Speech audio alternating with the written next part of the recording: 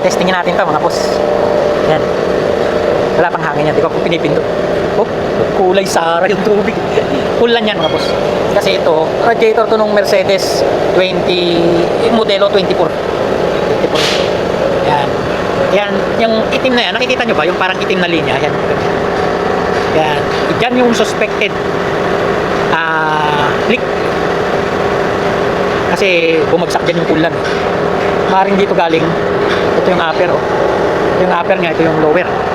So, maring doon galing yung butas. Doon yung butas niya, mga boss. Tapos, lumalabas yung ulan. Bumabagsak pa ganun.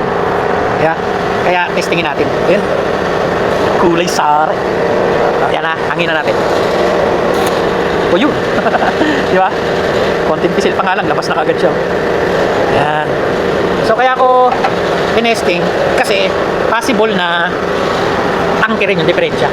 May mga pangyayari kasi na dito yung butas niya. Dito sa leader tank, nagka-crack. O kaya naman sa tangke, nagka-crack. Tapos nag-overflow siya. Pag ganun, sumisirit. Tapos bumababa siyempre. Kaya naman nangyayari yung ganun, yung sobrang press nitong leader plate sa tangke. Ayan, kaya kapag nagpe-press, hindi rin naman maganda yung masyadong mahigpit. O, ayan, tubo siya mga boss. Ayan, malayo siya sa leader plate. Diba? Kaya ko nga yata hinangin, oh. Kaya ko yata hinangin siya, oh. Dito yan, dito siya. Kasi ang problema kasi nito mga boss, kapag hininang yan, malapit siya dito sa header plate. Eh ang loob nito ito itong o-ring ang loob niyan yan, di ba? Yan ang loob niyan mga boss. Kaya kapag hininang yan dito, normally may initan to, masusunog to mga boss. Masusunog siya. Sunod na masunog, sunod na masusunog. Ito dahil itong tangke, kasi plastic lang din yan, mag-iinit yan mga boss. Kaya ito, masusunog din siya, di ba? Kaya ang gagawin natin dyan, babaklasin natin mga boss. Baklasin natin bago natin hinangin. Pwede rin namang epoxy na lang. Epoxy, lalagyan mo na epoxy. Pero since na na baklas na to, okay, nabaklas na nila ang mga mekaniko, gawin na natin yung nararapat. Yung mga epoxy kasi lang yun, mga panandali, mga emergency cases lang yun, mga pansamantagal. Pero tumatagal din yun yung epoxy, basta maganda lang yung pagkakalapat. So ito, bubuksan ko, tapos hahawiin natin yun, saka natin gagawin, hihinangin natin para wala na siyang matutulog. At the same time, ma-overhaul pa natin tong radiator, di ba? Pero normally itong radiator na to mga boss, napalitan na nila ng bago to. Kaya nga minsan tinatamad akong gumawa ng mga ganitong malalaking radiator. Kasi wala na rin naman pinalitan na nila ng bago kada may sira, palit na lang sila ng bago, tinatambak dito. Tapos papagawa ko ako naman nagkukumayog na gawin. Ayun, nakatambak na nga doon. Ayun, may tatlo ko roon. Ayan. Tatlo yan, nakahiga. Ayan. Tapos doon pa, nakasandal na yun, yung malalaki. Ayan. Hindi naman nila kinakabit. Basta, kumbaga walang coordination Halimbawa, may sira yung truck doon. Dapat, may sira yung truck doon na ang pose radiator. Dapat pupunta sila rito. Sa akin, tatanungin nila ako, Din, meron ka bang dyan? Radiator na ang ganitong model. Kapag wala, tsaka sila pupunta sa store. Di ba? Wala, binabypass. At saka store sila ng store, tapos request ng bago. Ang store naman hindi nag-i-stock ng ganitong bago. Mag-i-stock yan, mga isa, dalawa, ganyan. Tapos nakukuha rin kaagad. Tapos yan, pag ganito, pinunta na lang din yan dito. Saka yan. So ang ginawa ko mga boss, since na hindi rin naman nila kinakabit, and then, ini-scrap ko. I-scrap. Ayan. Mapapagod lang ako, hindi nyo rin naman kinakabit. Ayan pa, Ito, hindi ko alam kung saan unit to pero malamang sa malamang truck din to mga boss. Malaki tingnan nyo, mga dented lang siya. Ito siguro kaya na dented to sa pagtanggal na lang nila.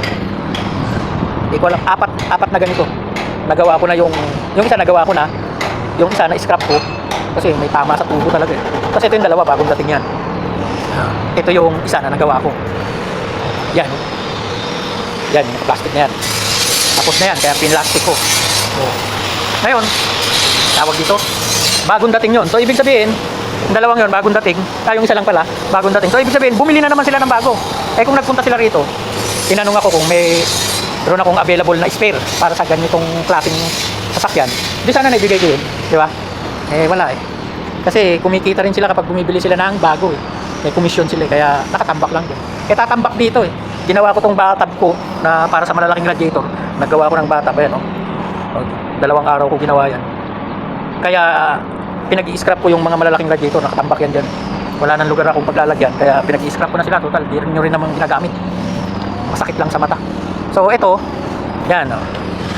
Sa bulldozer yan, medyo modelo yung bulldozer, kaya ganyan yung style ng kanyang radiator. At saka yan, dito ko ngayon yan ite-testing. Yan, kasi dito meron ako nito boom. Di ba? Ganda yung boom ko. Laki oh, taas. Hindi ako mahihirapan magbuhat-buhat. Meron akong taga-buhat. Alaalay lang ako, tulak-tulak lang. Problema lang ito, wala akong linya ng tubig. Pero gagawan ko yan. Sa susunod na mga araw, gagawan ko ng linya ng tubig. So ganun lang mga boss, na i-share ko lang sa inyo yung malalaking radiator dito ng truck. Talagang sayang. Kung tutusin, pwede pa yung mga yan. Kagaya nito, yan, yung itim na yan. Sa Actros Mercedes to mga boss. Tingnan nyo, yung itim na yan. Butas yan mga boss. Kaya yan ang itim kasi dyan lumabas yung coolant. Tapos bumaba siya na ganun. So tatlong butas. Possible ito, butas din to. Maliit, yan. May mga palatandaan naman yung butas eh. Kaya alam mo yung yung re-repairin mo o hahanapin. Ito, kaya binaklas ko yan. Bala ko sana i-scrap na rin. Kaya lang, nakita ko kasi mga boss. Nakita ko dito yung marking niya. Oh. Scrap ko na sana to eh. Kaya lang nakita ko sa marking niya yun. Oh. Made in Jordan 6/23. So, ibig sabihin, January, February, March, April, May, June. O June 2023 lang itong radiator na to. Wala pang 3 taon mga boss. Wala pang 3 taon nang ginawa itong radiator na to. Tapos i-scrap ko na. 'Di ba? So wala, hindi pa bawi ito. Hindi pa bawi kasi ang buhay ng radiator nasa ano eh. 15 to 20 years mga boss. Depende yan sa sa paggamit. Diba? Kung araw-araw yung ginagamit ng sasakyan, kagaya ng mga bus, pamasada. So nagre-range lang yan. Yung taxi, jeep, ganyan. So yung radiator ng mga yan, nagre-range lang yan sa 15 years. Pero kung ang sasakyan nyo naman yung mga kotse, mga service lang, ganyan, eh, papalo yan ng 20 years. Di ba? So matagal din, bawin-bawi na kayo. Pero itong isang to, wala pang 3 taon, sira na. O, di ba? So gagawin ko yan. Sayang eh. Kaya nga lang, hindi kasi nila kinakabit eh. Kaya nangihinayang din ako. At saka, kumbaga yung ano ko, parang yung effort ko, parang wala, di ba? Parang baliwala kasi nga, hindi nakakabit yung mga ginagawa ko. Ayan o, 3 malaki yan. Sa sunny truck. Ayan, intake yan ng Mercedes. Yan, malaki yan. Tapos na rin yan. Kumapal na yung dumi. Tapos ito pa, itong mga to. O, di ba? Ang dami yan, o. Kaya pinag-i-scrap ko na. Total, kung hanapan nila ako, may stock naman ako. Ito lang ang malakas. Kapag nagdatingan talaga yung bulldozer galing sa unit, na-release doon, nire-recondition yan, pinapalitan nila ng radiator. Ito, parang bago na yung uli yan kasi nilinis ko ang loob niya, in-overhaul, tapos pininturahan. Kaya parang bago na uli ang servisyo niya kapag kinapit nila. Okay? So, ito pa, oh. Ito, tapos na rin to. Pipinturahan ko na lang yan. So, ganun lang mga boss. Na-share ko lang sa inyo. Maraming salamat sa makakapanood.